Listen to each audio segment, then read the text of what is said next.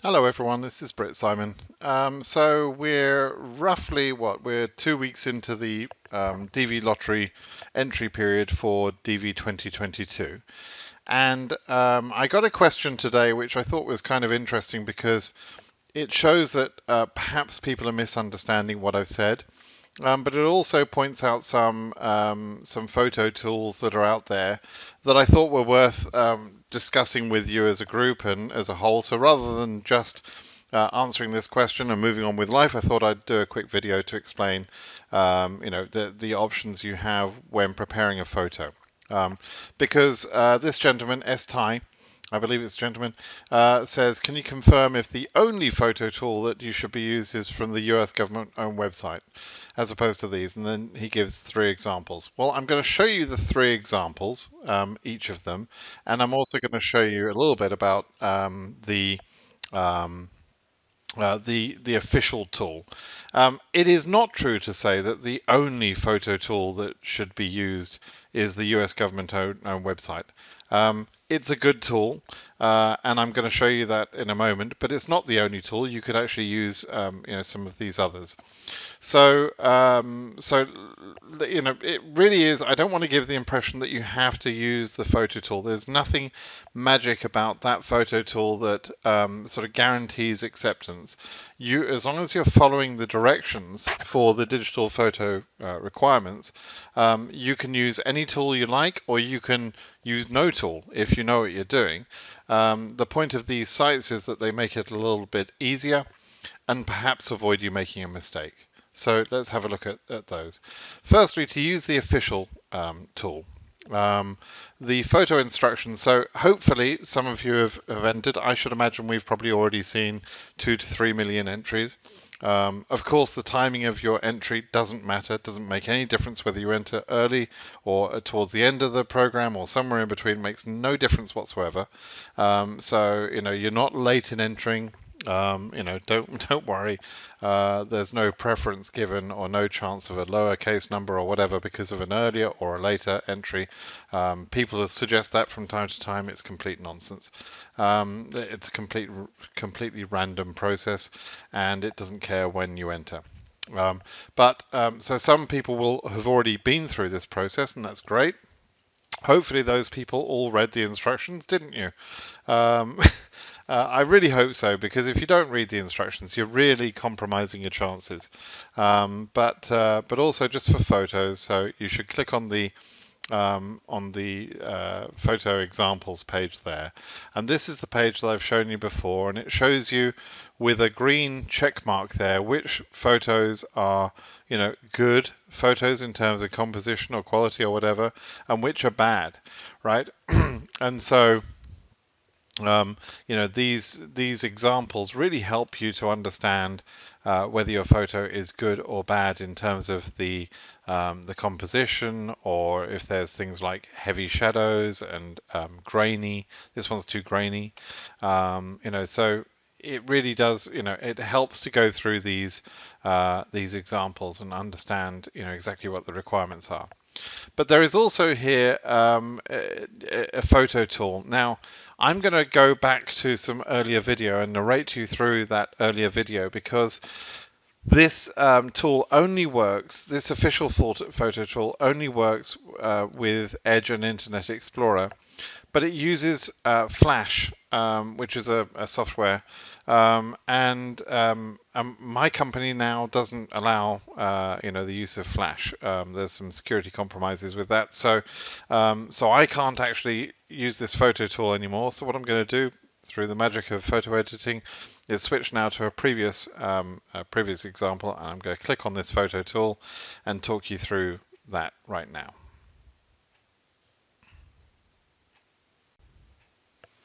Okay, so you're going to go to the photo tool link, click that, and it'll bring up this Flash program here, which shows, with the green boundaries, it shows where your head is supposed to appear within a rectangular, a square photo there. So bring up a photo, just the photo. If you've watched my video before, you'll understand how this photo was taken.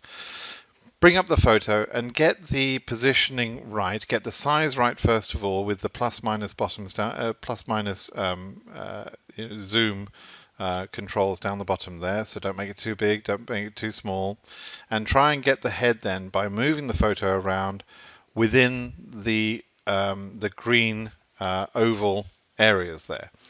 You're trying to get the eyes certainly within the eyes and the mouth within that inner circle, and then the or inner oval, I should say, and the outer oval should be roughly the size of your head. Okay, you can be a little bit outside of this, not all over the place like that, just a little bit outside of it, but roughly get that right. When you're happy, with that, you can click on crop photo, and there you go. That's your photo. That's the right size and position for a photo. Don't look so grumpy as I look there, but that's your photo, and you can click on save photo now and name it appropriately. Give it a name that you'll be able to identify your family members differently to each other, right? So if your dad, name one of the photos for dad, one for mum, one for kid number one, kid number two, whatever it is, right? Make sure that you can identify those photos by the file name so you don't mess this up later. Okay, so that's basically how you use the official tool. Okay. Okay, now I'd like to go into these other photo tools as suggested by this question earlier. I've used this particular tool before. I actually quite like this one. It's a free site, and as far as I can tell, it does a pretty good job at editing the photo for you, or at least sizing it. It doesn't allow photo editing in terms of backgrounds or anything like that. It's just if you've got a photo which needs to be cropped to the appropriate size and you want the positioning correct, this is a great site to use, and is almost as good, I would say, as the official site. So firstly, there's a description there of how you can take a photo. Stand against a white or an off-white wall. Yes, I would agree with that. Turn off overhead lighting to eliminate shadows. I would agree with that, but you need to be in a well-lit room. And if you've seen my previous video, you can see how you can overexpose the background if you want to try and get a more clear white. But if you've got a white or a slightly off-white wall, then that's great. If the color of the wall that you're going to stand against is too colored, let's say too blue, too red, too yellow, whatever, then you may need to get creative in terms of the lighting to overexpose that wall behind you and take that photo. And if you really can't manage any of that, then perhaps you need to get someone to take a photo, a photographer for you. This one comment here, stand close to the wall to minimize shadows. That's actually wrong, I think. You've got more chance of seeing shadow behind you on a wall if you stand closer to it than if you stand further away. If you stand further away, depending on where your light source is, you'll see little or no shadow on the wall behind you. Excuse me. So there you go. That's roughly how you can take a photo, and it comes out pretty well. So then you've got your photo. You've got you're in the middle of a photo, and you've got something that looks a bit like these examples that I've pulled up here. And so you need to find one of these, and we're going to edit one of these into a usable photo. So I'm just going to pick one of those. Now this particular photo is actually at the wrong resolution. It's actually a 750 by 500 photo, but it won't actually matter. But with this tool, I can use it anyway. So here we go. We're in the tool. You can move this box around, right? That's the first thing. And you'll notice these squares, the green squares. These are intended to go at the top of your head and at your chin. And so you position them like that. You can scale the photo a little bit, right? That would be wrong, but you can scale the photo to being a better positioning, and then get that about right. So get the center of your chin roughly in the center of this green box, and the top of your head roughly in the to the right position. And if you've done that, you've got the right positioning. So you continue there. It shows you what it's going to look like. This particular woman is smiling a bit too much. You should have a more neutral expression than that. But you can download that, and then if you click on the resulting photo, you've got something that looks pretty good. Now, this is not a high quality photo. I would prefer that you use something with a slightly better resolution, but almost any camera these days, or almost any phone, frankly, can take a decent enough quality photo, and you can get by with what you can get out of a phone. Okay, so that's quite simply the first one of these, greencardphoto.com. I quite like this site. It is free. You download the photo after it's done, and basically it's helped you produce a 600 by 600 cropped photo into the right sort of the right size and the right positioning. That's what it does. If we go back here and we go through the greencard photo check, let's just have a look at that one. This one is a slightly different idea here. This one says it wants to check and see whether your photo is going to be approved or not, right? So you can upload an image. Let's just find one of these that I've worked on. Let's pick this young lady here. Okay, and it's going to go through some technical stuff as it puts it, right? So firstly, it's saying it needs to be a minimum of 600 by 600 pixels. Yes, it's not too big. It's in the JPEG format. It's in true color. It must be a square photo, right? So I've gone through that, and I've got green check marks all over the place. Lovely. Are the eyes of the person located within the area? Yes, it is. So that's the next stage, right? What's the green bar? So it touches exactly the top of the person's hair. So that's or the top of the head. So it touches exactly the top of the person's hair. Okay, let's just see if we can do that. Okay, there's that's the bar that it's mentioning there. And then now answer this question. Is the bottom of the chin located within the green dotted area? Yes. So we got our proportions right. Now, please don't freak out about this. If you've got this bar there and the chin is very slightly below here, that's not going to be an issue. This is an approximation. As you can see, I could move that around a little bit. I could have that higher. I'd still be okay. But look at that. I'm not going to get disqualified for that photo, right? If the chin is slightly below that level. But just this might give you some confidence and some you might be happy to see this approval of your photo, right? And then there's a bunch of questions here which are really about getting you to check the rules that were discussed in the official page there. So you can answer these, right? Now, as I mentioned earlier, I thought the young lady earlier and this lady, they're smiling a bit too much. Is the person's mouth closed? No. Is the person wearing glasses? No. This one should be the person's mouth should be closed. So, are there any shadows in the picture? No. Has the picture been deformed, rotated? No. Have you used the same photo in an earlier application? No, haven't done that. Is the person in the photo in focus? Sorry, I should say yes to that. Is the background neutral? Bright light, yes, that's all good. Is the person looking directly into the camera without tilting the head up, left, down, or right? Yes.